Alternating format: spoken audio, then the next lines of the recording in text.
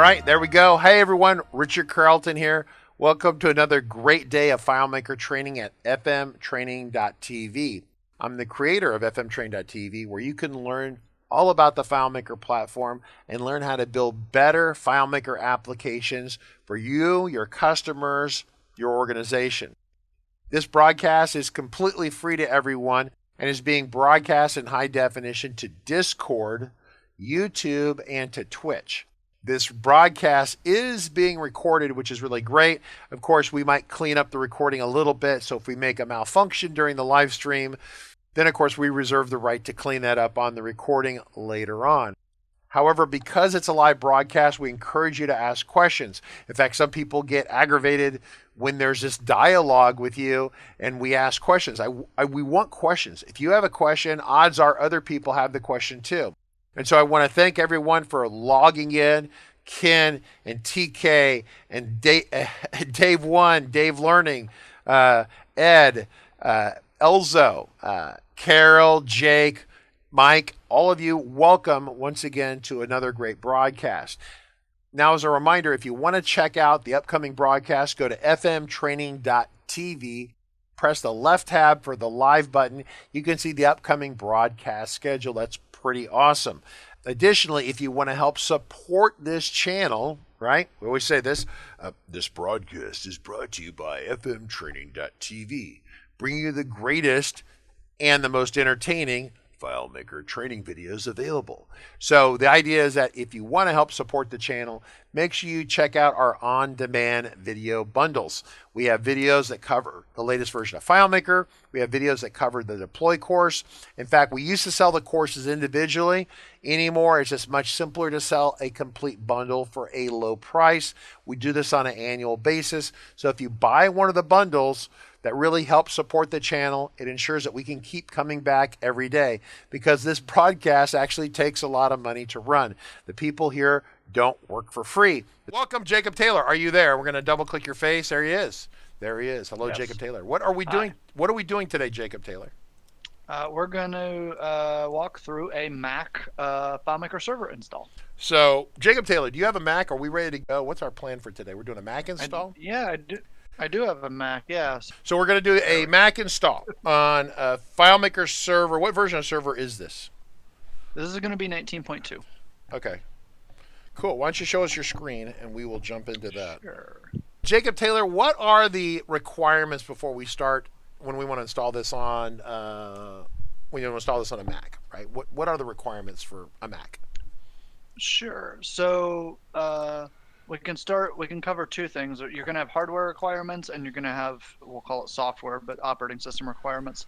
So for hardware, FileMaker Server 19, generally 19.2 is what we're going to do today, will run great on basically Mojave Forward. I think Mojave, as of Big Sur being released, is like not maybe officially supported by Apple anymore, and they're poking you with a stick to get up to Catalina at this point. But it runs fine there. And then so the demo that we're going to do today will be on Catalina because we do not have a Big Sur system. I feel I have to also address the kind of the hardware question, which is M1 versus Intel, especially if you're going to be buying like a Mac Mini or something similar for your server. Mm-hmm. So for that, the short version is today, actually FileMaker Server will run great on an M1 Mac Mini. That is from Claris, and we have a couple of customers who installed it and didn't really have any huge issues. There are a couple sharp edges, etc., and we've kind of signaled it in advance that there's going to be a subsequent patch to Server 19 that'll come out. One of the things that will include, we'll just call it 19.3 for today. One of the things that will include is direct support for the M1 chips. And we've heard that the performance actually when the code is kind of built for those chips is impressive. It's not bad today. You can run it inside of Apple's little environment thing that they're doing. Yeah, they're running it in emulation basically. They're running an emulation basically right now. Yeah, so that means that it's And you've got an M1. I'm told it's good. Yeah. I'm told it's good. The performance is good. But if you can take native advantage of a chip, you should do that. Basic. Can I make a suggestion? If you're doing a Mac install, I would just wait a month, wait 30 days. Go get your M1, get 16 gigs of RAM. Please don't weasel out and get 8 gigs. Get 16 gigs, please. Get the M1 with 16 gigs on a Mac Mini or whatever they're going to do. You don't need the 24-inch, which is a bizarre size anymore. I don't know what you would use with a 24-inch iMac, but yeah, you want the M1 with at least 16 gigs, and then just plan on. Don't bother with the 19.2 going through all that effort and pain and agony. Just wait till the 19.3 product comes out and then install that, and then that'll be the one that you'll probably be on for a while. I think 19.3 is going to be a really good, stable, kind of long-term hangout. It's like as you're stepping across a creek, for those of you who think about this, you step across a creek and you don't want to get wet. You're on these rocks, and the rocks, some of them are kind of like really like well placed, and they don't move around. And some rocks you get on, they're not at all grounded well, and they're flipping and moving around under your weight. And if you're not really well balanced, you'll fall right into the water. And so you find these stable rocks that you stand on across the world of the internet, the creek, where you want to be stable. I think 19.2.1 is like that, but I think 19.3 will be even more so because they are fixing some additional bugs, some additional performance improvements. I mean, I talked to the product management team yesterday at Claris, and they're really high on the performance improvements and bug fixes that are in 19.3. Yeah. So, and I'm generally excited and stoked about the performance improvements in 19 as it exists today. So I'm, anybody that's a customer that hasn't moved up to 19 yet, I won't say, hey, move now. If you're slightly more conservative, maybe wait until 19.3, but definitely jump to that point. It's ready basically. So it'll be it's kind of ready today. It'll be really ready if they fix some of the very short number of kind of remaining sharp edges. So. Yeah. And like I said, we expect to see that in the next, because we were expecting it either in May or June, and the running theory is it's more like June and less like May, if we had to guess. So anyway, all right, moving forward, you want to walk us through? So this is a 16 gigabyte i5, I think. It's an older one. Mm-hmm. In fact, I haven't put the drive in yet. I guess I could go get a drive for you when you're ready for that point. But if you want to go forward. This one. So let me show. So this is what we got. This is one of the older Mac Minis. Absolutely. These do actually work great. And one of the reasons that we still use them is because the older ones, I think maybe the 2014s aren't as good, but the older ones are pretty easily serviceable. You can add RAM and hard drives to them and stuff. And just because you can like pop the bottom off of it, and it's a little awkward or whatever, but it works just fine. And so they're very user serviceable. The new ones are not. I think the 2018s you're not really supposed to break into them. Well, you can change the RAM. The drives are you can upgrade the RAM. You can change the RAM. I've done that, but the drives are basically kind of soldered, glued in. So, you hope that the SSD never dies, because if it does, the whole box is so it better be under warranty. So and we're going to address the SSD dying sort of question today as well. We have there's others, but we have a tool that we put on all of our Macs that kind of deals with that. It's over here on my screen. It's called DriveDX. There's generic technology in the hard drives of most computers these days called a smart data collection system. And basically that, if you have a piece of software that can interact with that, like DriveDX, it can read the numbers off, and that will tell you, with some fuzziness at least, if your drive is doing well or not. Or maybe it's trending downward, right? Whatever. Yeah. So there's a trend on that. So so go ahead and move forward here. That's good. If we have questions along the way, Toi, Filippo, the folks on Discord. Let me get rid of that. Yeah. And then for super basic, like your minimum system requirements, so you guaranteed need a dual core, and most of the Mac Minis will have. I don't think any of them are single core, so that's not an issue. Your minimum RAM is about 8 gigs, which I don't think you can get less than that these days, but don't try, is the short version. And yes, Richard's recommendation for more RAM over less, that's always every time you spend that's always good money. Well, especially since you can't really bigger SSD or something like that. Yeah, I don't. Also good money. On the M1s were these 2019 or 2020s. They were 2020 machines. So the Mac Minis, the 2018s, the i5s and i7s, you could upgrade the RAM on the brand new M1s, I think they're completely soldered in. I don't think you can upgrade any of it. And so you definitely need to buy the bigger one now. And it's a lot more money for this stupid thing. So that's how Apple bones you on that, right? Yeah. People are trying to And trying to so avoid the base model. so so Christian Schmidt, the Monkey Bread Software, the plugin guy who's fantastic, he's here today. He goes, the base model is low margin. Only if people upgrade, they get the margin they want. Same with cars. The problem is it's really hard to upgrade these machines, the base ones. Once you buy a 256 gig drive and an 8 gig set of RAM, you're basically, I think, glued in. You're screwed. So you have to throw it away and or sell it off to your neighbor or brother or someone, a family member, and then get a new one. So yeah, not good. Yep. I have bought 3 or 4 of the 16 gigs. I bought one 8 gig one because I didn't have quite as much money in my spending money account at the time, and I regret every day that I didn't get the 16. Because now, if there's ever a performance issue with that machine, it's always hanging over my head whether there's something wrong with the machine or it's just because I cheaped out and got 8 gigs. So, in the back of my mind, it's like, So here's the installer. Yes, I'll let you drive it through this. Yeah, I fired it up because it was going to take a second for it to do its little checks and confirm the data downloaded successfully and all that stuff. So this part is pretty straightforward. The interesting part today, of course, is kind of post-installation and configuration that we're going to go through. But for the most part, you're going to do an install. You're going to click next, as long as you've met generally your hardware requirements and your operating system requirements and stuff like that. Most of this is just clicking next a lot of times, and then configuring it. All right, yep, we're going to do that. And so I allowed that to check my downloads folder. What that will do, although actually you can see here because we're on the desktop, so it's not going to be able to pick up the license certificate file because I don't think that there's one in the downloads, unless, no, there's not. Okay, cool.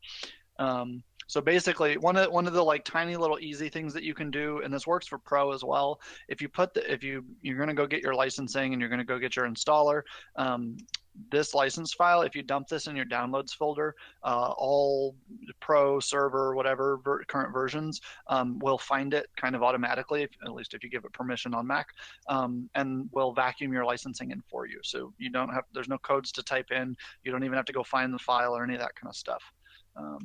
Actually, let's do that. So I think that, let's put that in the download so you guys can see this. Let's give us a new window. That, or you have to go find it, right? So you have to go. Yeah, correct. Yeah. So we're gonna try and demo the auto part of it. Yeah. So let it find it. Yeah. Yeah. See if so we do that. We'll do next. It's gonna go. Okay, cool. That's our operating system user. We're gonna do our key. We are rich. Oops. So that license key down below there came out of that encrypted license certificate text file. Correct. Yeah. So it pulled that out of the file automatically. That's our CC's one. So then we hit continue, and we're going to do the thing that we always do during the install, which is set up our FileMaker Server admin console account. So a couple things about this. One, you should avoid losing it if you immediately after creating it or something like that. If you do, however, that's what the pin is for. That pin below, the four number pin that we're going to create, the only thing that's used for, literally it has no other purpose, is to come in if you've forgotten your admin console password and set a new one. So and what is, David Angel had a good question, which is, what is a WebDirect worker? I will not show the configuration of that today, but to answer the question generally. So in a normal, what we call a single machine configuration of FileMaker Server, well, it's a single machine, so everything is on the same server. WebDirect, Data API, XML API, FileMaker Server, of course, whatever, all the little components, they're all in the same place. They're all in the same place, and they're on the same machine. With a WebDirect worker, that is an alternative way that you can set it up where, FileMaker Server, Data API, XML, and then your hosted databases and things, those are on one machine. And then you set up a WebDirect worker, and that is a separate server. The only thing that server runs is WebDirect itself. And so you will need WebDirect and Java, basically, for that system. Once those are set up, you connect them to the FileMaker server. There's a kind of a pairing dance that you do. And then you can have potentially multiple different WebDirect machines sitting in front of FileMaker Server. So Yeah. if you're trying to have lots and lots of users, for example, that's a situation in which you do that. Yeah. So a couple things here. So first off,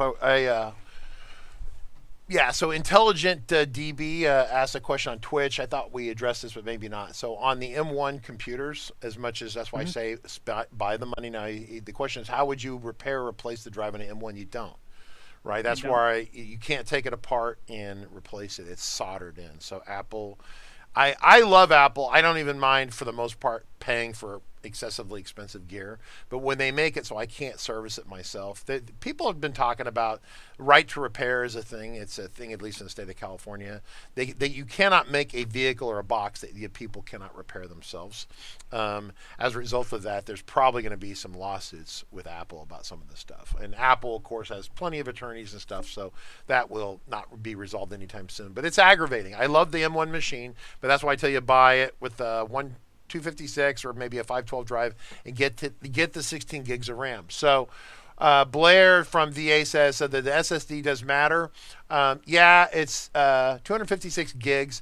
How big is your database going to be, right? So I would never buy a 128. I think that's a little on the small side.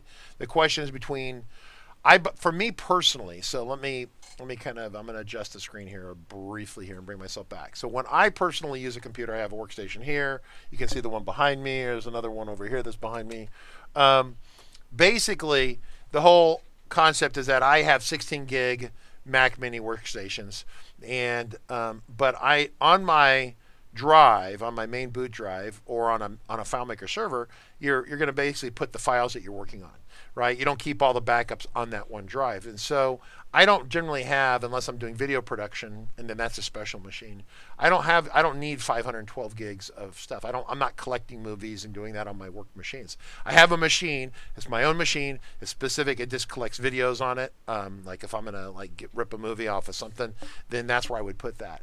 And that has terabytes on it, right? So understand that your work machine, probably 256 gigs is good for most people. I have a huge Dropbox, so I put the Dropbox on an external drive. I put a 2 terabyte drive because my Dropbox is terabytes, okay? Because we're doing all this video production, right? You see this stuff. It's being recorded today. We'll edit it today. But for basic, your database, like if you have a really huge company and you have a really huge database, like a 100 gigabyte database, a 256 gigabyte SSD is not going to be big enough. I think for a vast majority of customers, it's plenty. But if you want to get the 512, knock yourself out. But definitely get the 16 gigs of RAM. Definitely get the 16 gigs of RAM. If you have a very small file, you're not doing much digital document storage, like containers and sticking in contracts and stuff. You're not doing too much of that. I guess you could get a 16 gig drive with maybe a 128 gig hard drive on it. I mean, how big is operating system? It's what, 20 gigs? It's So, I mean, Jacob, go ahead. I was just gonna say I still would get the 256. I would never at this point. I would never tell anybody to get the 128, just because, for example, if you want to move to something that's not using that machine as a FileMaker server, you're going to reuse it for some other purpose in the future. You're going to be mad that it's 128 by the time that happens, and so. Okay. If you have a 1 gig or less database on a 128, okay, you'll probably be fine. But right. But once again, I always think of future agility, basically. Future agility is very, very important. All right, cool. So that's the question on that. Tawa's there, Filippo's there, questions there. Obsolescence thing is David Angel. WebDirect workers, real quick. Let me go back to this real quick. Yep. So WebDirect is this browser version of the FileMaker interface. WebDirect is one of those technologies that Claris is always patching together, but I think in the strategic sense of things, they want to replace it with something better, is my general sense of things that they're saying. They're being very loose about that when they talk about that. It's very far-ranging future, but WebDirect, or a better version of basically take a FileMaker Pro layout and you render it to the web better would be ideal, right? But the way it is right now, we have WebDirect, which works pretty good. It's better than Instant Web Publishing, which is a giant dinosaur of doo-doo, right? Like a 20-pound pile of doo-doo from Jurassic Park, right? Horrible. And And so WebDirect mostly works, but people tend to try to overuse it. And it's very processor intensive on the server side, right? Because the client doesn't do too much. All the work's on the server. If you have a bunch of people that are banging on it with WebDirect, they're torturing the server. So what FileMaker does, they say, here's your basic FileMaker server. It's going to run Pro and Go. And then all the WebDirect people, we're going to offload those to a separate computer next to it. So it's two different computers, and you offload the WebDirect people to one or two or other dedicated machines that are just processing all that intensive rendering of those FileMaker profiles that are being displayed in a browser. Does that make sense? So that's the idea behind that. Hopefully I articulated that well. So that's why you would do that. It's kind of an edge case. I would call it edge case or obscure thing, because if you have that much WebDirect action going on, yeah, you need to rethink of what you're doing, and maybe having multiple servers that are replicated together. We've done that. We've done server replication. We have videos on it. It works really well. Use the 360 product MirrorSync to do that. It works really good for that. So, and I don't know if Christian Schmidt from Monkey Bread has any thoughts about that, but anytime that you're overloading a machine with too much WebDirect. One of the funny ideas that I had, I'm not sure if anybody's built it, but I just thought it would be cute, is because you can put up to like 5 WebDirect workers on a single FileMaker server. And I thought it's just one of those like, hey, that'd be funny. If you did that and then used 360works MirrorSync on the back end to have a second set of 5 front-end servers, because you sync the FileMaker servers behind, Right. You have 5 WebDirects out front on 2 different servers, and then you keep the databases on the servers and sync with MirrorSync. Yeah, you could totally do that. So we could have like 1,000 web users or something at once with syncs on the back. That'd be crazy. That'd be yeah, wild. that'd be a lot. All right, well, here we are. We're on our admin. So the installation has gone well. Now, did we have to install Corretto or any of the Java stuff, or did you not do that? Nope, we did not do that at all. Because we don't have to, or is that a Windows only thing, or what happened? No, we just haven't done it. So out of the box, FileMaker Server 19, I think that changes actually between 19.1 and 2, doesn't come with Java anymore. And what that actually means is it doesn't come with WebDirect or the XML API, both of which run in Java, basically. Okay, so can I rephrase that? It says it doesn't come with that. It out of the box, FileMaker Server after the install will not be able to publish WebDirect, is what he said, right? So it's built into the server, but it doesn't fully work because we need this missing piece of software here. Why is it a missing piece? Because there's some licensing, it's open source, blah, blah, blah, blah, blah, blah, blah. This is the one that we use right here because we trust Amazon, right? Basically the short version.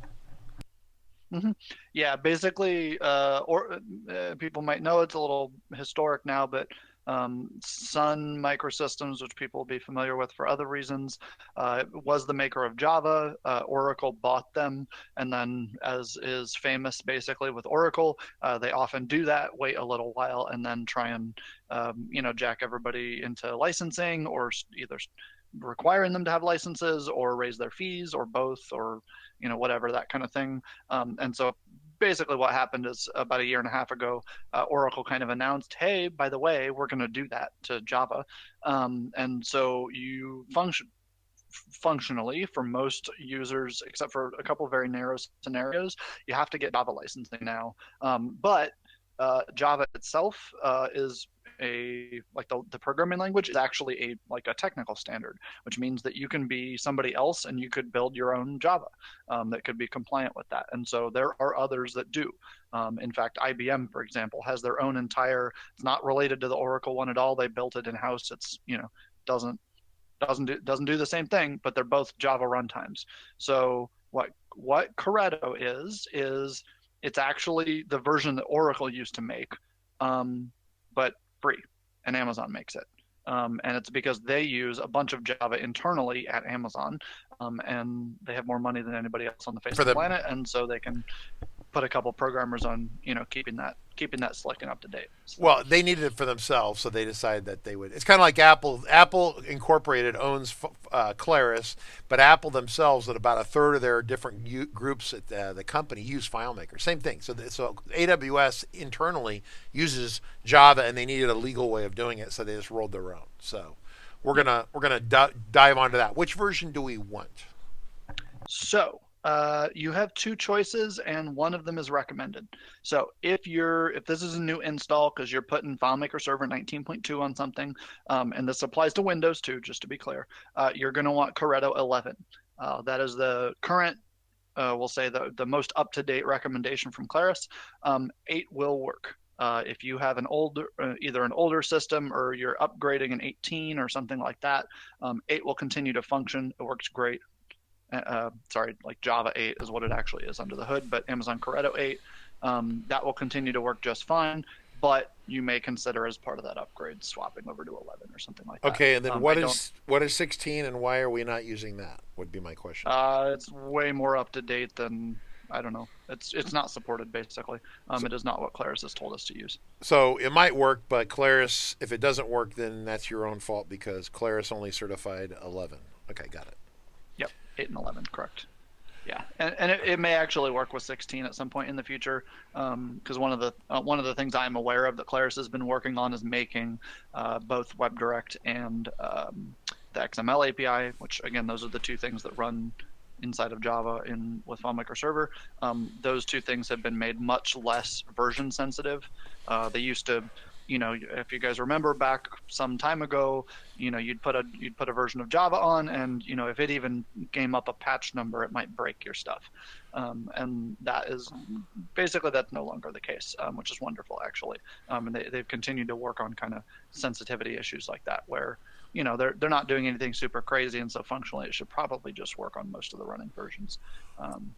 So, all right, let me grab this before we're doing all of our talking here. Yeah, there's a couple more questions here. If you want to go ahead and grab that and then go through the install. Yeah, do that. I can answer those while this is. Okay, so Intelligent DB is off talking about WebDirect. It's obviously a lot of interest in WebDirect. It would be really nice to have custom engine in WebDirect. Yep. But that's never going to happen because web browsers. I'm going to draw on his screen real quick here. So this is your browser right here. This is your browser content. And everything that's above here is controlled by whoever makes the browser, not by the person who drives the web content in here, right? So that's why you're never going to see that. And then this top piece up here, that's actually driven by the browser too, that top piece, operating system of the browser. So yeah, that's kind of the issue with that. What would be required when using WebDirect? Significant loads on FileMaker Cloud without the option of worker machines. Okay, so if you're using FileMaker Cloud, we're talking about Cloud version 2. Basically, you don't have separate worker machines. You're just going to have to keep upsizing. So you can go into the interface. So I'm gonna make your screen a little bit smaller so I can wave my hands here. So you can log on to your interface. So over here on the screen over here, you could log in. It would say Cloud 2 interface. You could log in and you'd see all your stuff. You can actually upsize your instance, upsize the server size. They're going to charge you more money. I don't even begin to, off the top of my head, know what that would be off the top. But there are different larger servers that you can deploy with Cloud 2. And so you could get a bigger machine. It's a single machine, but it's bigger, so it can do more WebDirect, right? So that's definitely a possibility. However, depending upon how far you're pushing and taking WebDirect, once again, a really sophisticated solution, probably not the best use of WebDirect. If you have a fairly lightweight or medium weight usage of WebDirect, kind of like with our CRM, our starting point CRM, which is optimized, has a optimization for WebDirect in there. It's very light. And then you could take that. We actually had starting point with 260 WebDirect users, and then we were able to crash the server by all the users were running swords and doing crazy stuff. And so, but we had a really big, expensive server, like $1,000 a month. Was it $2,000 a month? It was $2 an hour. $2 It was $2 an hour. $2 an hour. Yeah, I don't know what the monthly was, but yeah. So it was a lot. The point is that you can buy bigger servers and have it still be a single machine. I would almost prefer that as a default step because I think it's a lot less sensitive to weird bugs and mayhem having two machines that are talking to each other.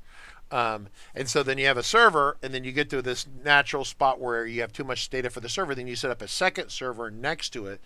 We've covered that in basically you're replicating the data between the servers, right? So you make a data entry change on one server. Within 5 or 10 or 20 seconds, the data is reflected in all the other databases, identical database on the other servers. So each server is servicing a different set of users, right? And then the data replicates across. Freaking awesome. awesome stuff. And so if you go to, I would do search for FileMaker Enterprise Replication, and you'll find our videos on this. You'll find our videos. It was a 5-day with Jesse Barnum. I still have a functional demo I can show if it ever we want to do that someday, but it's still working. Yep. We built it. It's still live. It kicks ass. I love it. I love it. Very cool. Yep. Yeah, So, it's still up and live and running. Yep. Yeah, anyway, so very quick coverage of what I did while Richard was talking. I installed Amazon Corretto 11 on Mac. That comes as a PKG, a package. So you'll have to type in your password, whatever, to get that done. But there's no options. It goes same as true on Windows. So you have to close and you're done. You have to restart or no? Nope. Really? You don't have to do Shocking. nothing. Damn. Okay. Yep. So now what? No, it drops the files where they go, and like that's it. So now the WebDirect should work on the Mac server. Yeah, then? and I will show you enabling that 'cause it's cool. That won't be the first thing that we do, but it'll be about 2 steps forward. So we're going to sign in. I guess we're going to have to save it. So the very first thing that you ever get asked is FileMaker Server would like you to feed it the SSL certificate. And so you can choose to use the one that's built in, they share. So what that means is your data will be encrypted, but FileMaker Pro or whatever the other machine is that's accessing FileMaker generally, WebDirect or otherwise, will not be able to verify that it's talking to the correct system.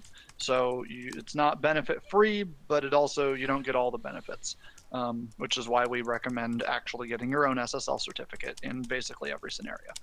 Oh, nice. Hi. Welcome, Net Lobster.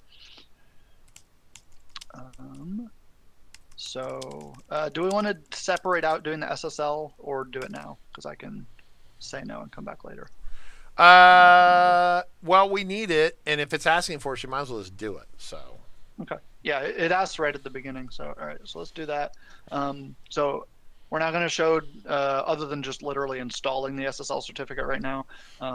We've done, I think we did a deploy example, like all the way through setting the domain up in GoDaddy and doing all that stuff. I think we've done that previously. Let's see. All right, so I'm going to extract this thing. So now we have a key, and then we're going to have these 3 files here, and we only need 2 of them. The 2 that we're going to use are, all right, so it's a tiny little detail. If you get an SSL certificate from somewhere, we send most of our customers to GoDaddy because they have a really easy interface, basically. On GoDaddy, you're going to choose the other option, which is basically the most generic format that you could possibly think of for an SSL certificate. There are ones that are like specific to Windows or specific to Mac or various little settings. If you go with the super generic one, you'll never be let down. So just, yeah. And so the 2 that we're going to use here are the top one, the CRT, and the bottom one that is also a CRT. These are called the intermediate. So we're just going to click the import button, and that's going to pop up our little thing, and we're going to find our files. So we're going to go here. Oh, and then I don't know which one I clicked. Signed certificate file. Okay. You're clicking and not thinking. That does happen sometimes. I know. I was like, wait, which one am I supposed to pick here? And we do the GD bundle. What that is, again, that's an intermediate certificate. Basically, SSL certificates have chains. They start at a root, which would be like GoDaddy. You got your cert from GoDaddy. Okay, GoDaddy says this is cool. Your computer includes a copy of GoDaddy's thing, and then there are some steps. It's like a tree. There's little steps down, and then all the way at the end of the tree is your thing. And your thing is, something at rcc.com or mybusinesshere.com, whatever. You're out on the end. That's called a leaf certificate. So we're going to do the key. We're going to hit upload, and let me see. Can I actually get this done? I cannot. Cool. All right, hold on. Sorry. Let's see. Oh, it won't even let me. How do I make this? This is a thing that I would love it if Claris fixed. Apologies. What I'm doing is sizing up the screen on the server. Okay. There it goes. Okay. So you guys won't be able to see it because the text is too small now. So I'm just going to do this for a second. I need to be able to make the window big enough that I can actually click the import box. That doesn't work. Okay, so the import box, people can see, well, actually, I can zoom in. Hang on, let me zoom in. Here we go. I zoomed in like with Super Batman X-ray vision, right? Or there you Superman go. So we can click OK. Yeah, you can see that. Yeah, there you go. That's the thing that it just they're little modals that they use on the FileMaker Server admin console. It's not wrong, but they kind of assume that you're on a big screen, a big-ish screen, and we're trying to do tiny screen streaming, and it doesn't work. Well, that's because we want the resolution to be nice and awesome. So you want to put it back the way it was then, or? Yeah, I'm gonna do that. All right, I just wanted to show that while I did that, and I'm gonna pop it. All right, so Perfect. okay, so there's a really good question. You covered this yesterday, but I'm going to flip this to you. So Gil on Twitch goes, if the users only access a database with a VPN, which means that they're on our trusted network, and we love all our people and love all our employees, and we trust them so much, and we trust them with our wallet and our children and our favorite cat, do we still need an SSL certificate? Do you give an unlimited company Amex to every employee in the company? Oh, good question. I don't do that. So you will still want an SSL certificate. The reason for that is and actually it'll be easier if you're if the whole thing is inside the VPN bubble, because then you can control people's DNS and do give different answers for the SSL endpoint, because you're going to be whatever my domain is fms.mycompany.com. You can actually they can pop open their FileMaker assuming they're on the VPN, and their computer will look up that address because they're trying to connect to FileMaker. You can give the internal IP answer to that question. That's something that you can do when you control the network like that, actually, which in fact makes the SSL deployment a lot easier, not harder. So the question is, technically, will it not work if you don't have it? It will work, but what doesn't? It'll work fine. Yeah. It'll work, but what doesn't work? You get error message, or do you? Well. Yeah, so there's two ways to address it. You can do one of two things. You can do what I just said, which is use basically a public SSL provider, GoDaddy or something like that, to do that, and then do some cool trick where you have the network, tell somebody internal IP of birth. That's one thing that you can do. If you're in a trusted VPN and you control all the people's computers, and you're in a kind of a domain scenario, the other thing that you can do actually is you can use the domain policies to install the SSL on their computer, so manage it that way. So Intelligent DB said, I think you need an SSL certificate for WebDirect. Basically, I think what will happen is that you will get messages that you're on an untrusted website, but it will still work, assuming you can get past that on your browser, right? Isn't that how that normally works? Yes, I have seen those. It will, so it doesn't block you. I know what he's thinking about. There's a modal, there's a pop-up that happens on if you load up WebDirect. And it's not encrypted with the default SSL, yeah, and so it'll pop up and basically complain at you that there's no custom SSL installed. Basically, it's using the default one. That you can X that complaint. Obviously, all of this stuff works without an SSL certificate, but it is still in all scenarios the best recommendation. Basically, it's not coming from me. I suppose I read Twitter, which maybe people don't trust, but I follow luminaries in information security and whatever, and their best advice is no. In every scenario, you should have an SSL certificate. Period, because while you think that your cool VPN is nothing but trusted users and it's the most amazing thing ever, and maybe it even slices your bread for you on occasion, you actually can't trust that at all, because you don't have anything about those end users. So if they're using a username and password to connect to your VPN, all you actually have is that someone is using John's credential to log into your VPN. You don't actually know that it's John. Correct. And unless you have a token or something like that, right? So yeah. So correct. Yeah. So and you can do stuff like that, right? At the end, you can have it so that they've got to click a key or pop an app on their phone or one of those things. Fine. So Gil says But so he doesn't have any WebDirect at the moment. Yeah, I mean Gil. Okay, Gil, this is real simple. Just don't use the Ssl certificate and run with it for a while and see if you run into issues. I don't think you'll have any giant crazy issues, but and so if it was like at RCC, if it like I have a personal database that manages some of my personal stuff, and I'm the only one who accesses it. I don't use an SS. Oh, actually, I do use an SSL on you that. do. Don't I do? I installed an Because SSL on you it. forced me to use it. You I like did. put a gun to my head and forced me to use it. Okay, never mind. I I have a actually I went in and without you asking, said, Richard, I'm installing an SSL on your server, and then did it, and you were like, well, yeah. Okay, yeah. So never mind. But back in the old days, before Jacob Taylor worked for me, it was like, yeah, whatever, right? But if you have customer data in there, anything like that, eventually, you're just going to want to do this. Now, what is the now? GoDaddy has been doing really stupid. Why don't we cover SSLs and GoDaddy real quick and the stupid crap that's going on with? sure, yeah. One of the so they're GoDaddy. They used to be the skeezy company back in the day, and then basically they cleaned their act up and were really good for a long time. And they are now kind of backsliding, if you will.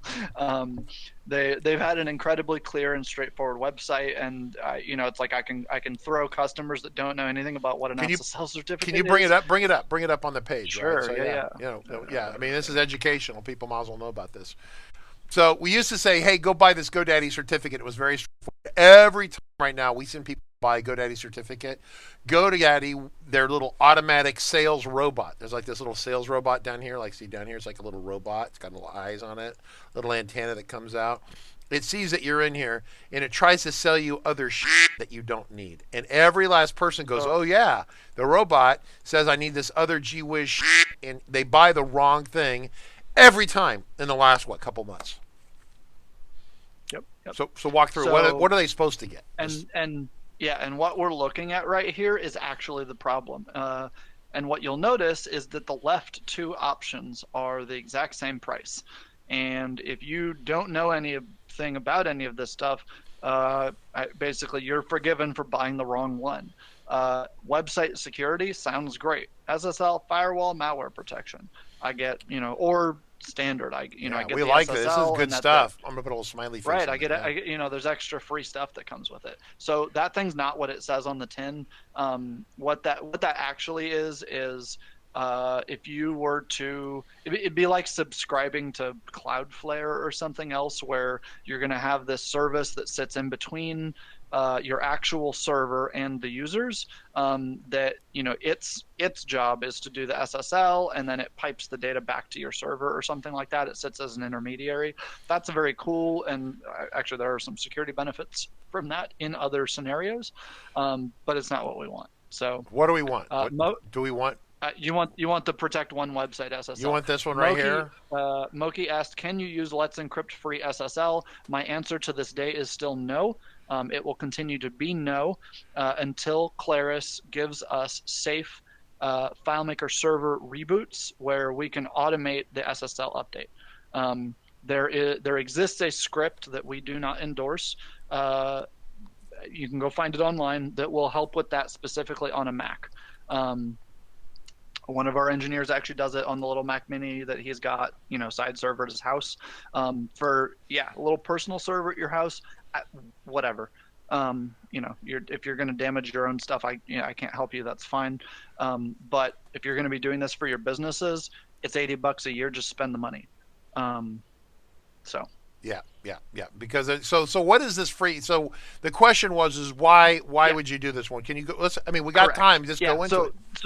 Correct. So the basic issue with Let's Encrypt is, and it's good for the same reason, they are trying to improve web security. And so if what you are dealing with is a website, pop it up, bring it up. So this is for those of you, this is a little bit deeper dive, but this is good stuff. Sure, I'll take the wiki page. That's fine. So, all right. So what Let's Encrypt is basically a wonderful free internet project to basically let all websites on the entire internet be able to transition to SSL. So they stood this thing up. It's a nonprofit. It's supported by the Electronic Frontier Foundation and Mozilla, and it looks like Akamai and Cisco and some of these other big internet companies. And they write checks mostly. Yes. And so what Let's Encrypt lets everybody do is have free SSL on their website. But there was some jokes when this first came out because you're going to deliver the malware securely to people's browsers, and actually that's still an improvement. The problem with them, and one of the changes basically, is that these things only last like a maximum of 90 days, which means that at least every couple months you're going to have to be fully rebooting FileMaker Server to get this thing updated. So this lasts 90 days. Normal SSLs last at least 365 or maybe 2 years or 3 years if you get one of those, right? Yeah, they've eliminated the 2 and 3 year options. They have. Okay, so it's three. Yes. So it's 90. It's every year now. Okay, so you got 365, and then but the problem is that in order for the 90-day thing to happen, you have to restart the FileMaker server. But we have no way of guaranteeing that the FileMaker server will restart. Because we talked about this last week or the week before, where you have a backup running, the backup is kind of a little slow. The Windows system wants to restart it, and if Windows doesn't get what it wants, it pulls a gun on FileMaker Server and forcibly kills it. Okay, so literally, it pulls a gun on FileMaker Server, crashes the databases, shuts it down, does a restart, and so basically every 90 days you get this like maybe safe restart. Maybe it's safe, maybe not.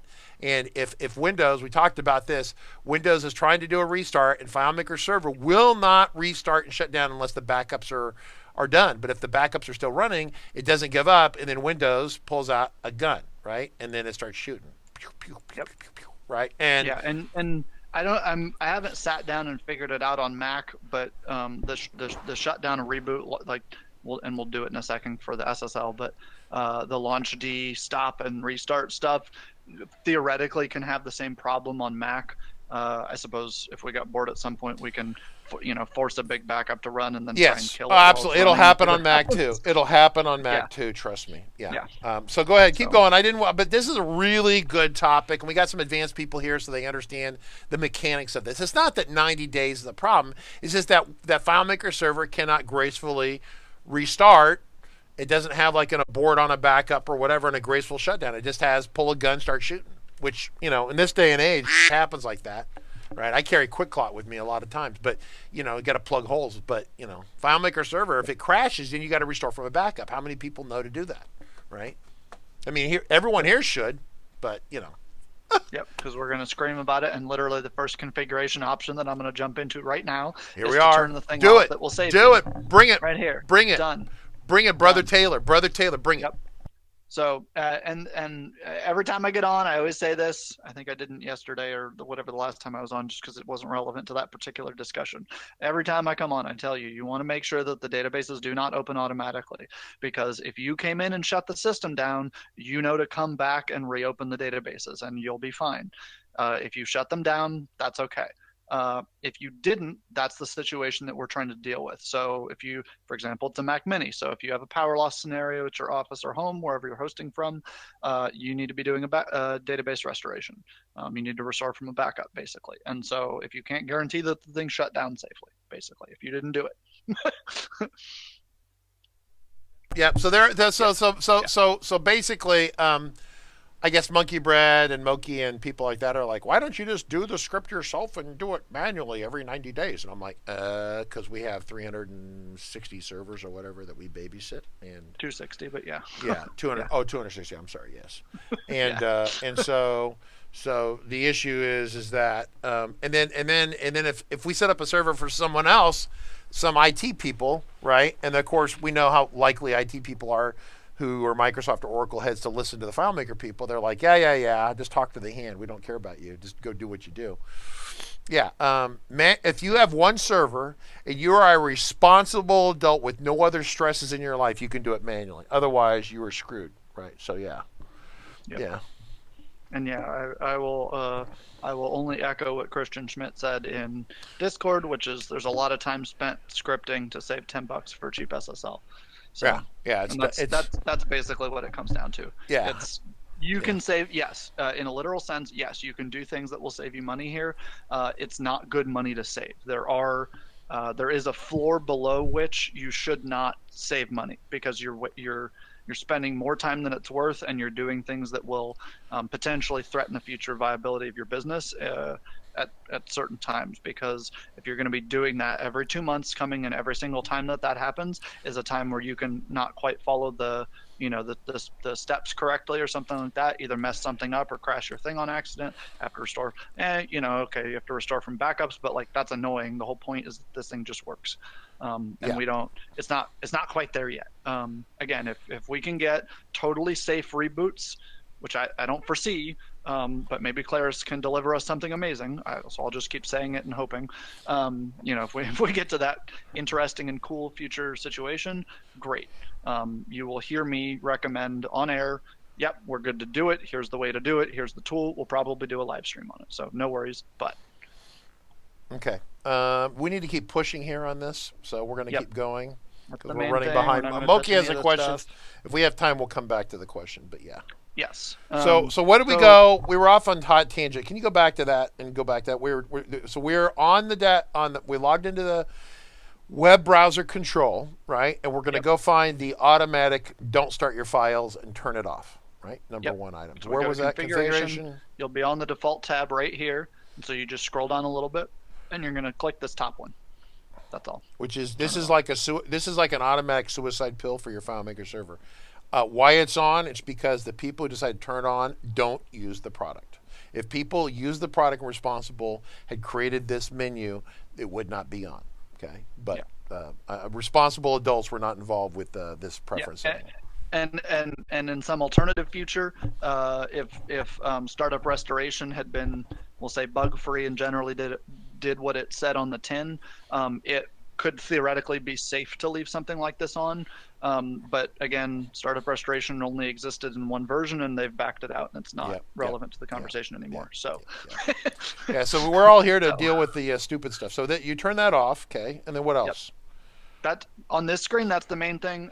If you want to change your server name, this actually, it's a cosmetic thing. When you connect to FileMaker Server, let me see if I can find a window over here that's not super threatening. No, I name all of my. We're going to run a little bit late today, everyone, just so you know. So I guess Megan and Jake will eject and bail out, but we will run late. And then trying to find an unthreatening FileMaker window at the very top of your FileMaker windows. If you don't manually set the window titles, it will show the server name. And so in this case, that would be this big old long string right here. And you can change that, and you could say Mac FMS. There you go. Or something, right? And so then you're going to have, like the title of this window has FileMaker Server Stream Demo. You might have a little in parentheses Mac FMS instead of the crazy long string that we had before. Cool. It's a cosmetic thing, but what else we got?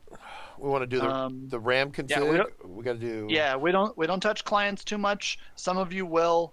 Some of our customers increase WebDirect timeouts here. You can do that.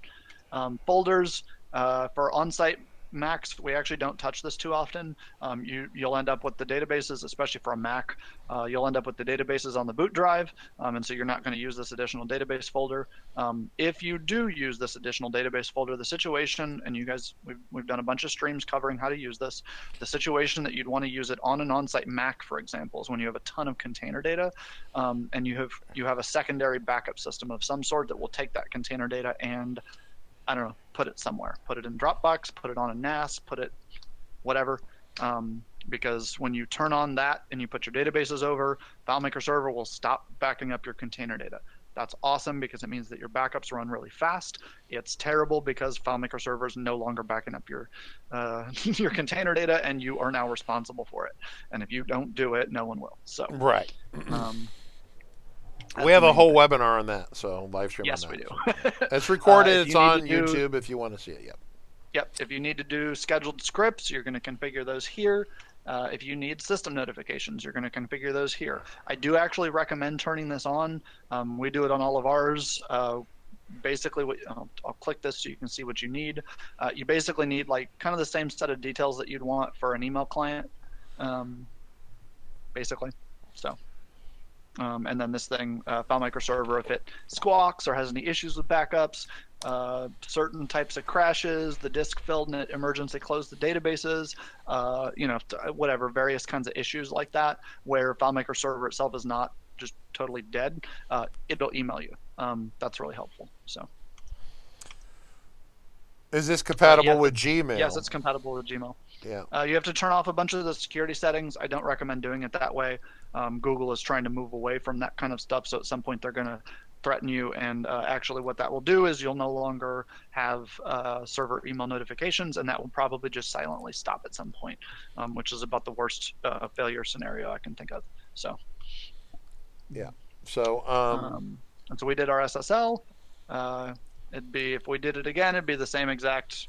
It's this little dialogue with the 3 options. Okay, so we do have a question from Jay Mountford, I guess. So Jay, can I use the same SSL that I use for my web server for my FileMaker server, or do I need a separate one? Question mark. Only if that SSL is a what's called a wildcard SSL. In that scenario, yes. In all other scenarios, the answer to that question is no. And maybe if you host your website on your FileMaker server, you could say yes to that. But generally, no, because you're going to end up with an fms.mycompanydomain.com or something, or app. Or whatever, some subdomain like that. Mm-hmm. And so the names aren't going to be the same. However, with a wildcard certificate, it doesn't matter what it is. So you could do somebody's name, who cares what name, .mycompanywebsite.com, and the wildcard will work in any variation that is a subdomain of your company website. That's the only problem with the wildcard is a little bit more pricey, right? We have like 10 or 12 internal servers, right? If that makes sense. So we use that and then buy it once for $250, and then we don't.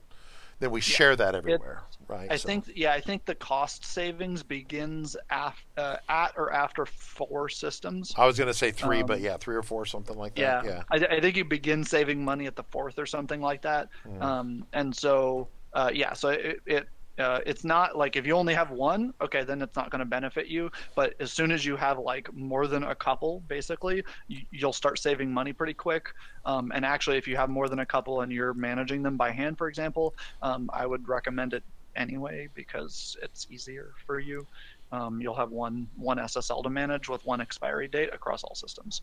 That can be useful. Yeah, that could make your life a whole lot. It also means simpler. if you forget, everything blows up, but at the same time. Yeah, for sure.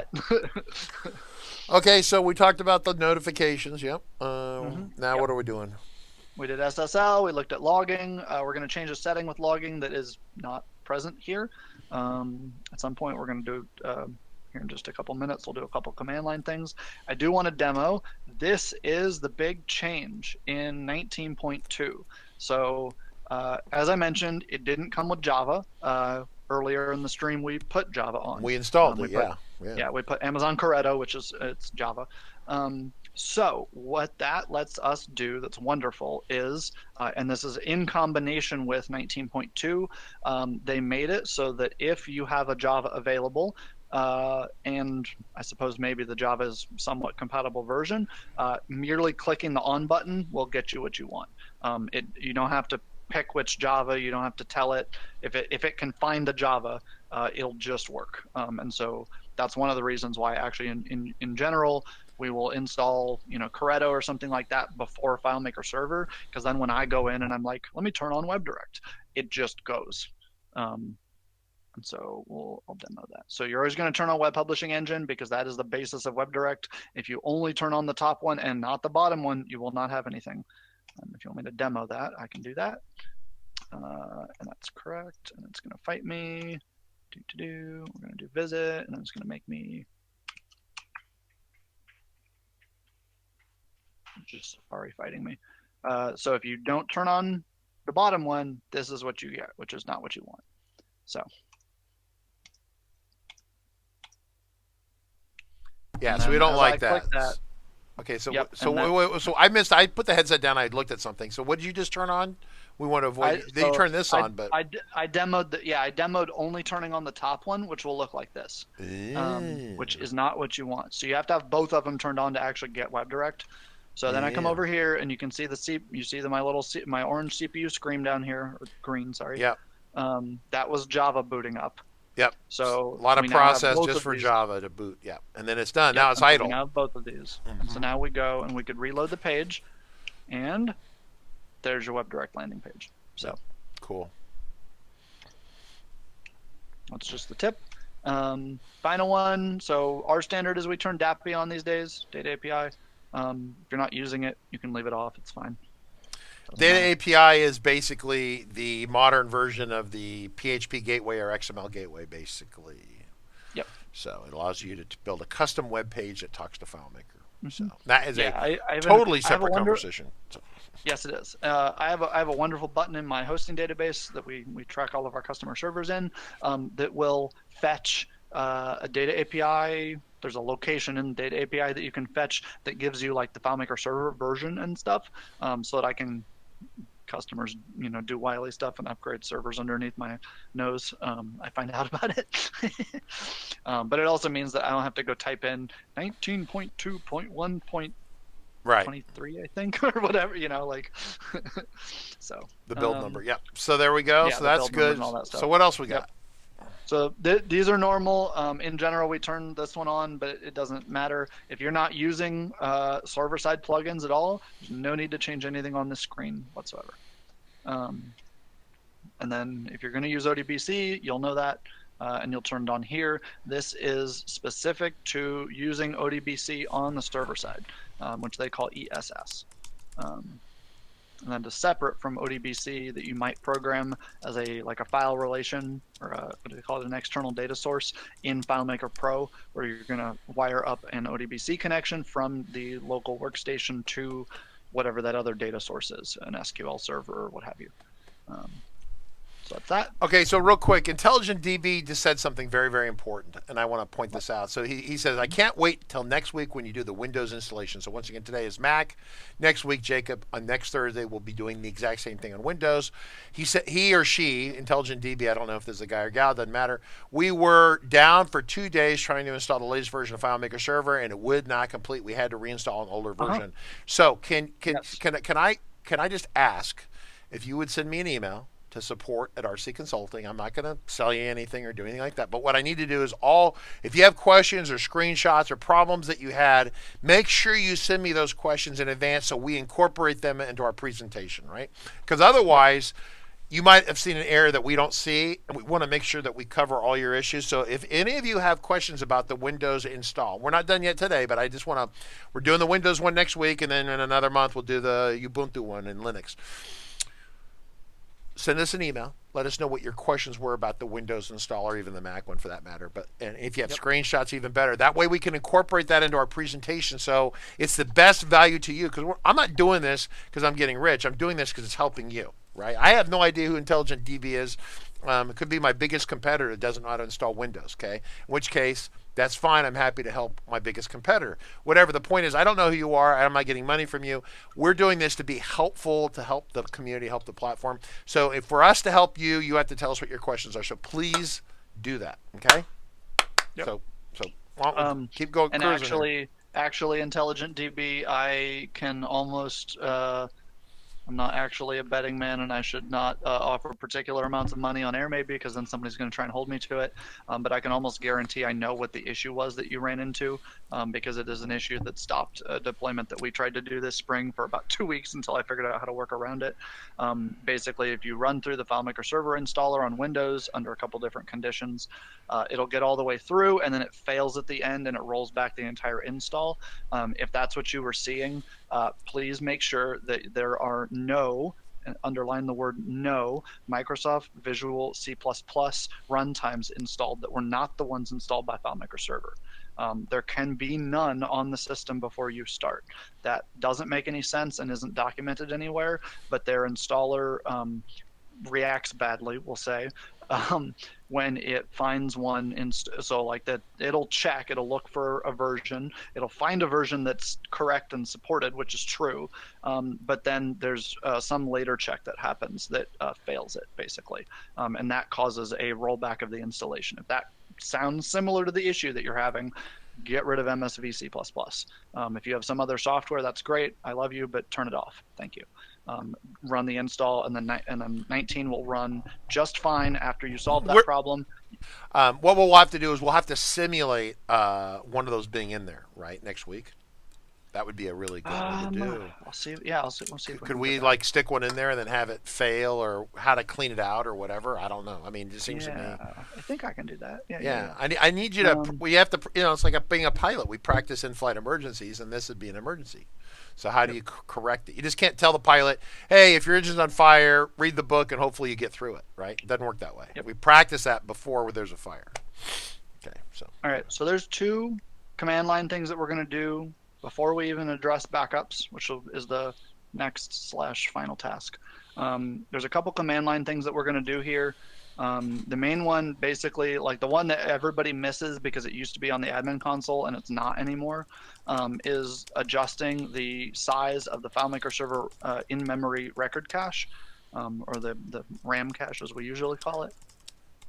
That is outside of enough CPU, sufficient disk space, and a fast SSD. That is basically third on the list for performance, in your solution.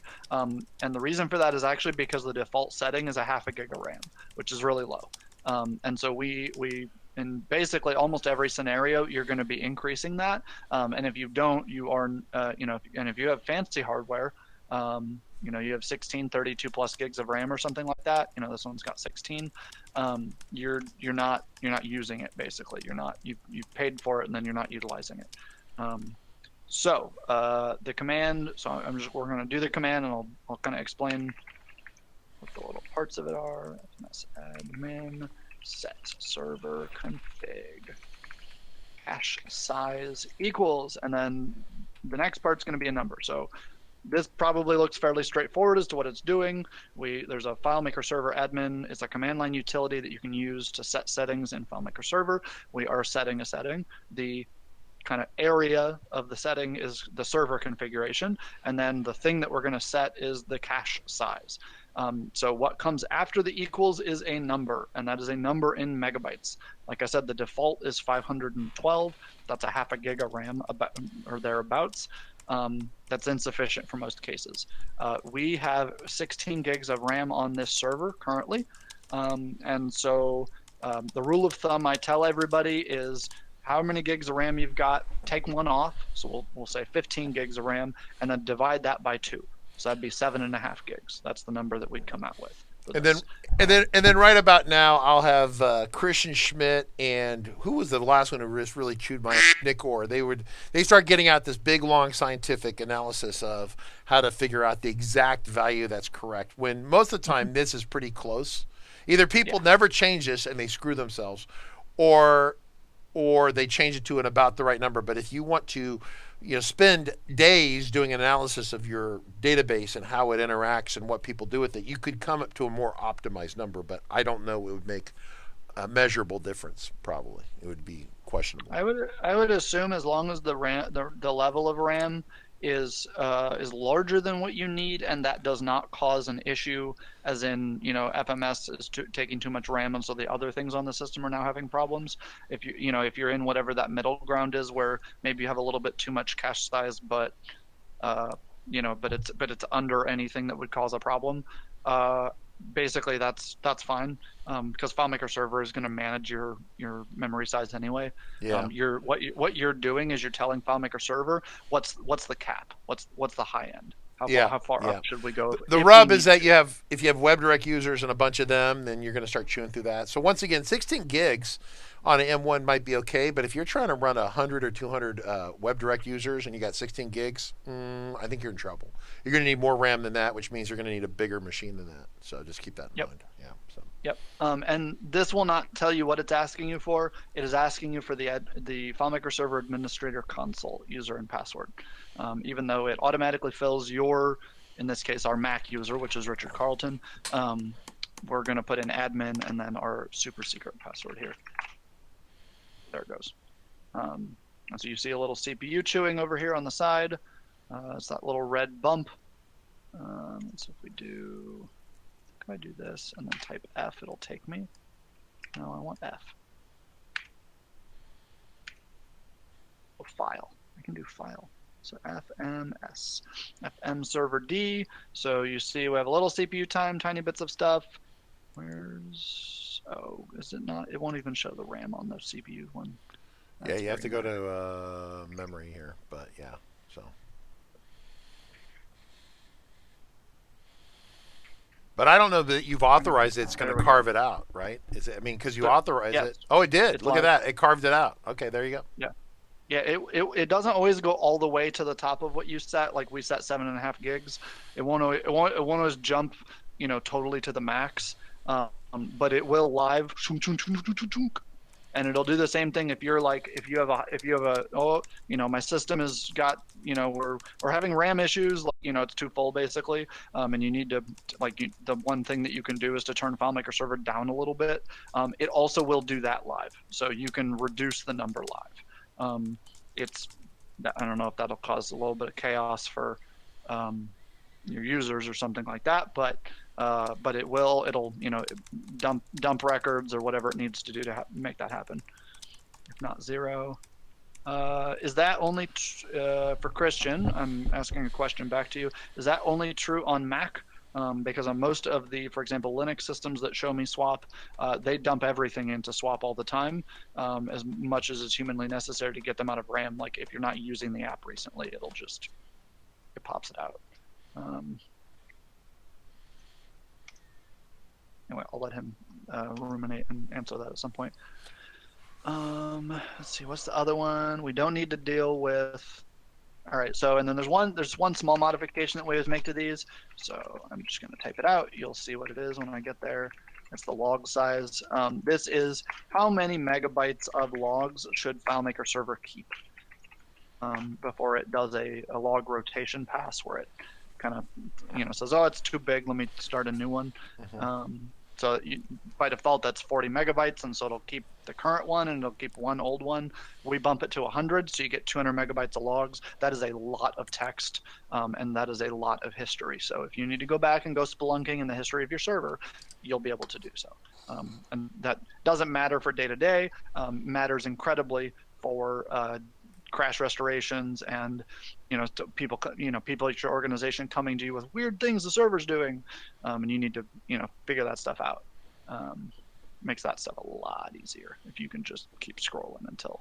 Okay. Yeah. All right. So how are we doing now? What else we got to do? We did the RAM. We did the critical settings. Yep. We did the man, the logs. We don't. So there's one other that we're going to do, but we need to address the backups first, which we'll do an abbreviated version of that. Yeah. So what we do is we go over to the backups tab, and FileMaker Server, as of I think wasn't 17. I think it was before that they added the default daily. Yeah, they put in one daily. It's been in for a while. So. Okay. Yeah, I think it was in there in some variation, like they used to have a pre-programmed in script or something like that, and then now there's this super secret backup script that you can see it, or in front of you it says daily at midnight, next backup, it's going to run tonight at midnight. Okay, cool. So this thing will keep 7. It runs at midnight, and it will keep 7 copies of your database. So you have 7 dailies. Those are built into the server on the boot drive. Yeah, and that can change actually. If you go here, and you can change it, but if you don't think about it and don't do anything, you just if you built your FileMaker server and stopped right now, and you put a 500 gigabyte or 200 gigabyte file on there, and you're or whatever you put on there, 100 megabytes. You would have emails turned on, and then you would get angry emails the next day because your disk is full. This is full, right? Exactly. We actually run into a lot of customers who fill up their hard drives because they're like trying to save a couple bucks by buying a smaller drive, and it just happens. I mean, at least once a week. Yeah. So. Right, so backups. So like I said, there's this schedule. So you can do one of two things. Because most of ours are cloud setups, there's like 4 that we pre-program in here. You can, if you do this more than once, you can, you see the save all schedules option. That's gray because there's no schedules to save. But if you pre-program these and, for example, all the boot drive names are the same or something like that, you could program them in on one machine and then save all, and then you get this little text file that you can load into other ones. You can load all schedules, and then it'll just, and they'll be in there. And so maybe you have to fix stuff, but that just does that. So what we usually do actually is get rid of this single daily, and then we have hourly, daily, and weekly programmed in over here. If you're doing on-site and you're setting this up yourself, it's perfectly reasonable to keep the daily backup schedule that's here, and maybe add an hourly, and maybe a weekly if you have a business where you're going to need to go back a little distance. Sometimes somebody deletes a record and then realizes it 2 weeks later or something like that. It's incredibly helpful in that scenario, basically. But that's, and so you can kind of, we'll say, hybridize it. You can keep the one that's built in and add an hourly and a weekly, because those are the two that you need. However, the thing to note, and why we're talking about this with the backups, the other thing that you need to do is add an external drive and make sure that you have a copy of your databases on that external drive. So everyone repeat after me. Everyone repeat after me. You must back up to another different physical hard drive, right? Everyone, extra drive, extra drive. Go, Richard. Cheer for me. Go, Richard. Extra drive. Because people don't do it, and then they're only on one drive, and they're one hardware failure away from losing everything. So. And if you're lucky, you have an extra copy in Dropbox or something else that you might set up. That's wonderful. But you want as much as possible to have as many copies of your stuff as possible, because every additional copy is an opportunity for you not to have lost your business when the hardware fails. That's articulated so well. Every extra drive is another opportunity for you not to have lost your business. I love that. For the record, it's not infrequent where I will see a single drive failure. About every couple of years, I've seen a double drive failure. I've seen a triple drive failure on a Mac Pro 3 or 4 times in 30 years. Once in 40 years, I think it was a power spike, we had all 4 drives blow up on the Mac Pro. And so that's where you want to make sure that one of the backups is going off to offsite, either using it was a safety net from 360works, or you write through a script to S3, or you write through a script to Dropbox. You do something, right? In fact, that actually would be a good webinar, is just doing offsite backups. A webinar just on that one topic would be a good topic, Jacob, don't you think? We lost Jacob. There we go. Yep, sorry, I was typing to David Angel here. Yep. Yeah. Let's see. So, all right, so we covered backups. I haven't shown setting one of the backups up. Do you have an extra drive in the office? We're way past time, and I think people. Listen. Mostly, it's not about doing it. It's about mostly people being lazy, and so my encouragement is. Yeah. So if we're not going to demo it, then I'll talk about the things that you need to do. Mm-hmm. So we'll pretend that I've set up backup schedules here. So we have a daily. We have an hourly, a daily, and a weekly on the boot drive optimally. Sometimes your boot drive is a little small, so one of those gets shorter, or you omit one because you don't need it or something like that. Fine. You're going to also want backup schedules, at least one kind of some sort, and preferably all of them, on an external drive. Usually USB or something like that. That's fine. You may have to play around with the very new ones. We've found them to be unstable, and they kick themselves out of the server sometimes, and that's annoying. And then FileMaker Server gets pissed because it can't find the drive. And this is a Mac conversation right now. We're having a Mac. This is a Mac conversation. So if you're using certain NVMe drives through USB, and this was on 10, 15, and before, I haven't tried it on Big Sur. It pissed me off so bad I kind of gave up. But you could have the drive would still be there. You'd be backing up to it, but then FileMaker Server would go from writing like a gigabyte a second or 100 gigs a second to 1 megabyte a second, and it'll eventually finish. But it's so slow and so painful, and the whole machine grinds to a halt. So just watch out for NVMe drives on, I would say, older hardware with older operating system. I'm assuming Apple will fix it. This was a problem on multiple machines. This is definitely an operating system bug by Apple, or on their firmware, whatever. Doesn't matter. Mm-hmm. The point is that watch out for that. So. Okay. So so we have backups on the boot drive. We have backups on, I'm gonna say, every other drive. So again, I'm saying you have one external hard drive and you put stuff on it. Some of our engineers are very paranoid, and we love them for it, because they will put multiple external hard drives in, and they will put backups on multiple of those hard drives. Yes. That Sounds a little excessive, but what that does is if, for example, you have a power loss scenario and what blows your system up is the power coming back on, for example, Yep. because that's usually when it happens. You, with every additional drive, again, it can get to a point where it's no longer valuable, but with every additional drive, you have another option where the drive didn't short out as a result of the power surge, and you still have data. Yeah. So, You know what the VNC of the is it D that's at ours? yours. Yeah. Yeah. I don't even know if I Yep. can even get into it here. Oh, there it is. Yep. I don't know if I That can should put work. this in. I'm going to probably put the credentials in here, And and everyone's going to watch me do it, right? So. yes. And then there's one final thing that I wanted to note. We didn't cover it, and there's not I haven't demoed the app or anything like that. If you want to do, for example, OneDrive backups, Dropbox, Google Drive, whatever the options are, the other ones. If you want to do that, that's a great idea. You usually, install the desktop app on your on this Mac server that is your FileMaker server. You'll need some kind of an application to grab a copy of your databases and put it in Dropbox, or whatever in Google Drive. And Hey, I'm in my machine here. I'm in my machine. Check this out. This is great. Nice. You can't see it on your thing. So, remember we're talking about paranoid people. This is my personal FileMaker server. It does all sorts of stuff. These are little installers that we had. This is an 18 server. We haven't upgraded to 19, but it'll probably happen pretty soon. This is the boot drive here. I'm going to zoom in here so you can see it. And then we have 2 external drives here. Plus, I think we do a sync thing here, which is like an offsite thing. So we have another drive through here and another drive through here, and we back up. So I have 3 total drives here plus an offsite.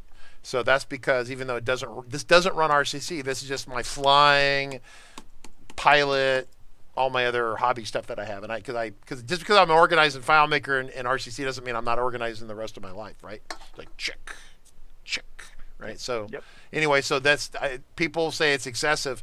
I think there should be 4 drives on here, but that I was having a fight with that NVMe drive and it got pissed, so we just got rid of it. So anyway, so I'll get rid of that. And then one additional thing that we do with specifically the Macs, which is a little bit like the questions that keep coming up about, putting it in a VM or that kind of, basically making a way that you could boot the server up somewhere else suddenly if you needed to, if it blew up and you could roll back a little bit. One of the things that we do for on-site Macs is we use an app called Carbon Copy Cloner. It's a licensed software. There's a trial, etc., but it's only maybe $30. And what that will do is it'll make a carbon copy, an exact duplicate of your hard drive. And so if you have multiple external drives and one of them is an alternative boot drive, which is to say what you're going to do is you're going to set up Carbon Copy Cloner to, on a perhaps a scheduled basis, just totally one-to-one copy over the boot drive onto the external drive. That will make that external drive bootable because it'll be an exact duplicate of your running system, basically. And so, you'll have to do database restorations if you have to do that. But if the boot drive of the Mac Mini fails, you can boot off that external. It's maybe not optimal in a couple scenarios, but you will be able to put your business back up and running without a huge issue.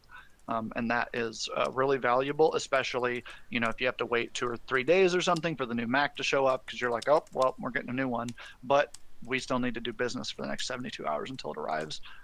That's a good way to do that. So. All right, so there was a question about the Mac fan control. Fan control. Yeah. Yep. So real quick, so what happens is that I spin the fans up much sooner, so we don't have these giant swings in temperature. Because what will happen is that if the temperature gets above 200, it'll start throttling the processor and slow the machine down. And so I try to start cooling it sooner, faster, and so you don't have these swings. Because remember, temperature, thermal issues, and wears out physical, like spinning drives and stuff like that, or power supplies, things like that. They don't like giant thermal variations.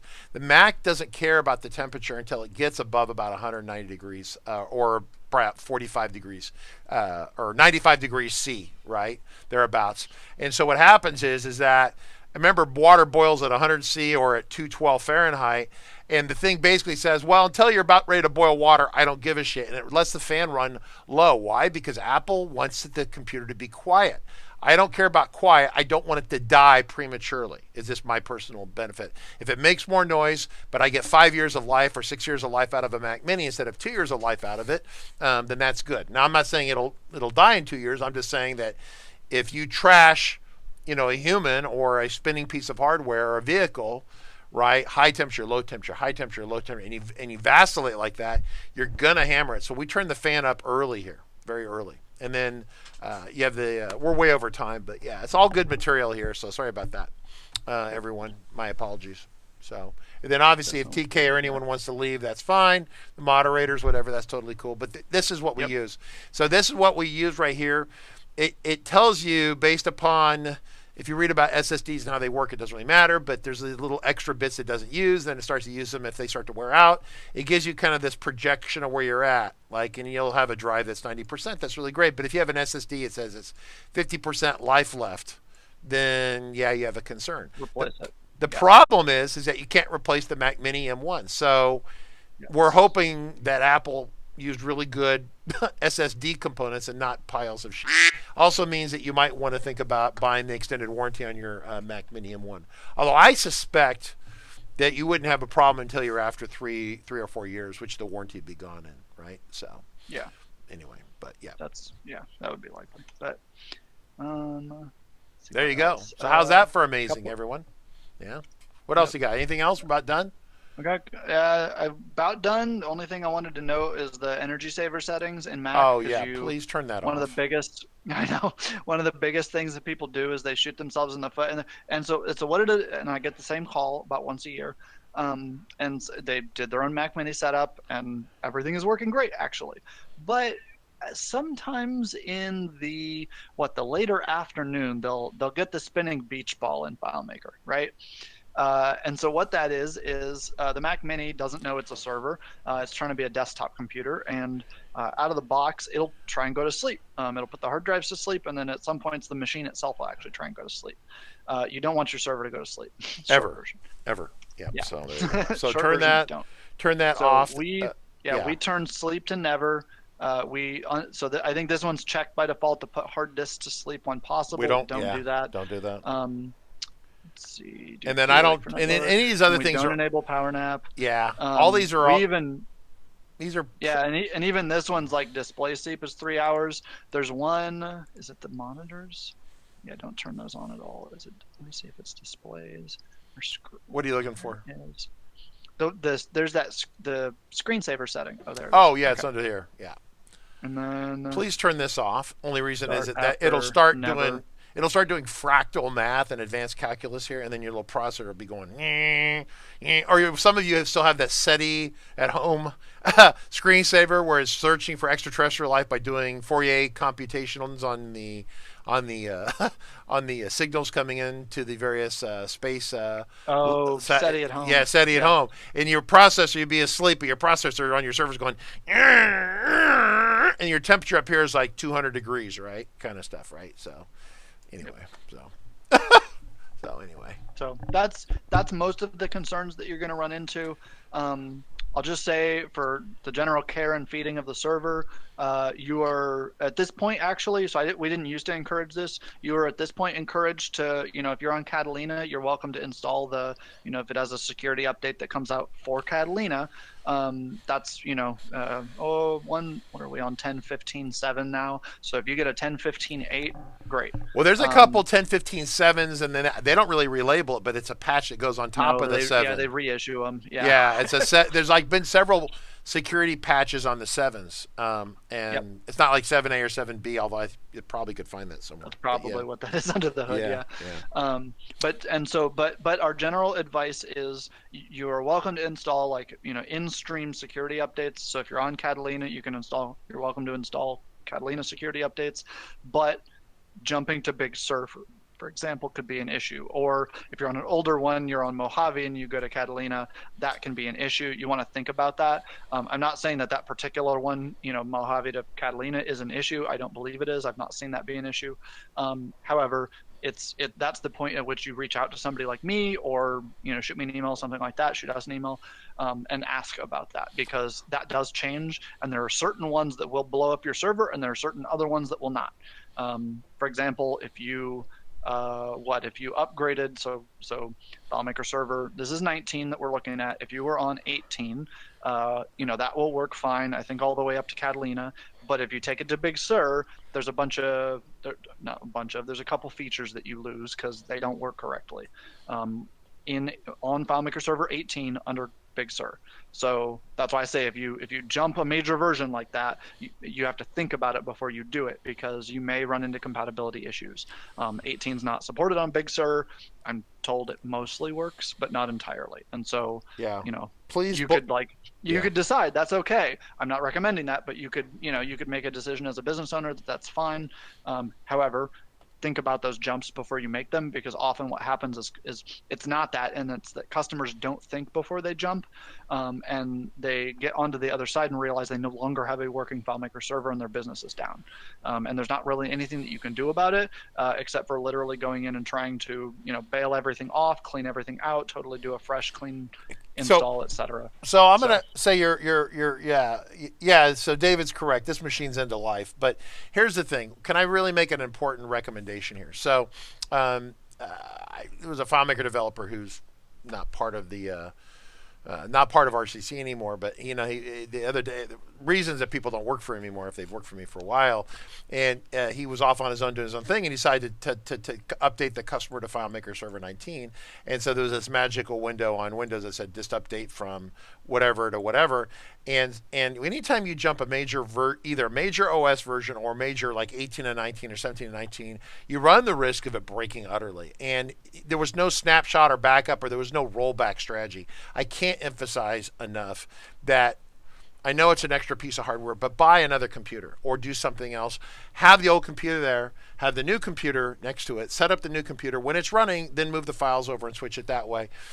Just don't run the update on the one machine unless you have a perfectly great snapshot and you know that you can restore from that snapshot, right? Because I've had people just like click it blindly and they're praying to someone, whoever, the gods of FileMaker, which would be Brad Freitag. So pray to Brad that it doesn't blow up, and it blew up, and the customer was pissed. And then so then this engineer who doesn't work for me anymore starts calling me back in Fairfield, going, "Hey, I need tech support." And said, "You don't work for us anymore. What are you doing?" Right?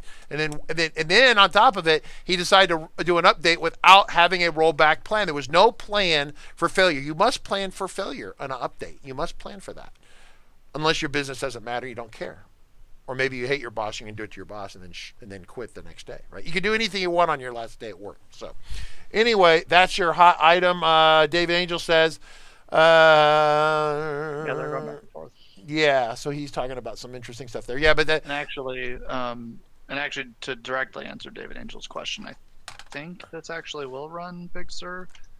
I'm hoping that's the last version. Oh, no, it's not offering us Big Sur. Okay. No, it's not. The 10.12 won't run Big Sur. 10.14 will run Big Sur, but then 14. It's into live too. Yeah, this is a 20. Yep. And so we use this machine not because it was great, just because it was one that wouldn't derail the company when we blew it up, because we format and blow it up and then it'll die today. So that's it.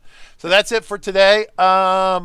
We will be picking up the conversation tomorrow. The Moyer group is in, right? Heidi Porter, Chris Moyer. It's going to be epic. It's going to be epic. Epic, epic, epic. I highly recommend you come tomorrow. It should be fun. They'll be talking about DevOps, hops, Twinkie hops, all sorts of ops, right? So it should be fun. So I appreciate it. That's it for today. Any other bits and pieces, Jacob Taylor, that we have? Any other pieces? No, we covered the. I gotta fix the music for all you folks, so we don't lose our mind anymore, right? Anything else? No. No, I don't think so. Yeah. Cool. All right. Good. That's it. See you, everyone. That's the basics. Bye.